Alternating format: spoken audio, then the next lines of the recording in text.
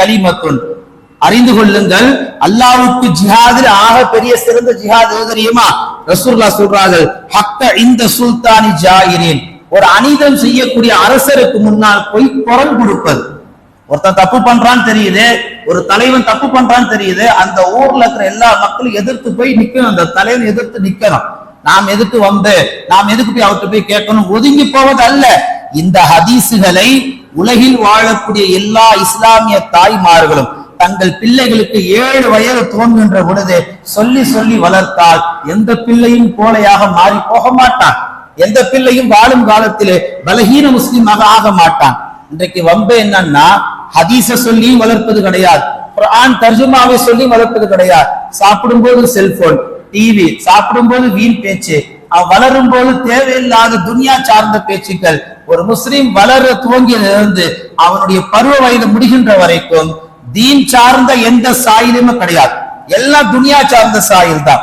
இன்னைக்கு அல்லாஹ் நல்லடியார்களே, நாம் எல்லாம் ஆம்பளை பிள்ளைகளை பெற்றிருக்கிறோம், நாமெல்லாம் பொம்பளை பிள்ளைகளை பெற்றிருக்கிறோம். இது 1960 50 கிடையாது, 2025. கொஞ்சம் ஏமாந்தா நம்மளுக்கு ஜியாரத் பண்ணிட்டு ஃபாத்தியா பண்ணிட்டு போயிடுவாங்க. நாமும் உறுதுணையாக, நாம் உறுதியாக எல்லா நிலையிலையும் பலமுள்ளவர்களாக இருந்தால் மட்டும்தான் எதிரிகளுடைய பார்வையில் அல்லாஹு தாலா ஒரு பயத்தை கொடுப்பான். இன்னைக்கு நாம பயந்து பயந்து காலை பின்னாடி வைக்கிறதுனாலதான் அவன் ஷரியத்துல ஒவ்வொரு சட்டமா கை வைக்கிறான். நீங்க நல்லா கவனிச்சு பாருங்க, நாம ஒத்துமையா இருந்தா, நாம நமக்குள்ள எல்லாமே ஒன்னா இருந்தா, நம்மளுடைய சட்டங்களை கை வைக்க யாருக்கு என்ன அனுமதி இருக்கு? அவன் பார்க்கிறான், இந்த முஸ்லிம் சமுதாயம் காலம் எல்லாம் பிரிஞ்சு கிடக்கு, இந்த முஸ்லிம் சமுதாயம் எல்லா காலத்திலும் பிரிவினைவாதிகளா இருக்கிறாங்க, இவங்களை பிரிக்கிறது இன்னும் ஈஸியா போயிரும் சொல்லி அவன் ஷரியத்தின் மூலமா வந்து நம்மள பல கூறுகளாக்க முயற்சி செய்யறான். அதுக்கு நாம இடம் கொடுத்துட்டு இருக்கிறோம். 1.5 வாரத்துக்கு முன்னாடி வக்ஃப் திருத்த சட்ட மசோதாவுக்கு இந்திரா நகர்னு ஒரு பஸ் போச்சு. எத்தனை ஆண்கள் அந்த பஸ்ல ஏறணும்? கொஞ்சம் மனசாட்சியை தொட்டு பேசுங்களேன். இதெல்லாம் ஒரு போர், இதெல்லாம் நம்மளுடைய ஆண்கள் நம் ஆண்கள் சொல்லிக் கொள்வதற்கும் நம்ம எல்லாம் வீரமிட்டு, இதெல்லாம் ஒரு வாய்ப்பு. கிட்டத்தட்ட 3 மணிக்கு வந்த பஸ் 4 மணி வரைக்கும் வெயிட்டிங்ல நின்று 30 பேர் தான் பஸ்ல ஏறி போனாங்க. இந்திரா நகர்ல 30 ஆண்கள் தான் இருக்கிறாங்களா?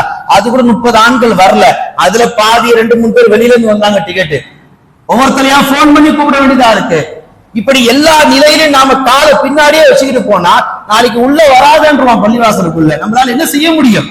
கண்ணியமிக்க அல்லாஹ் நல்லடியார்களே, நம்முடைய உரிமைகள் பறிக்கப்படுகின்ற பொழுது நாம கொந்து எழுத வேண்டும். நம்முடைய உரிமைகள் எல்லா நிலையிலும் எடுக்கப்படுகின்ற பொழுது நாம் கொந்தளிக்கப்பட வேண்டும். நமக்கு ஏன் ஒன்று என்று சொல்லி நாம் பின்வாங்கணும் சொன்னா நம்முடைய உரிமைகள் எல்லாம் கண்களுக்கு முன்னால் பறிக்கப்படும். மதீனாவுல ஒரு மிகப்பெரிய எதிரி என்ன செய்தார்கள்? படையெடுப்பு செய்தார்கள்.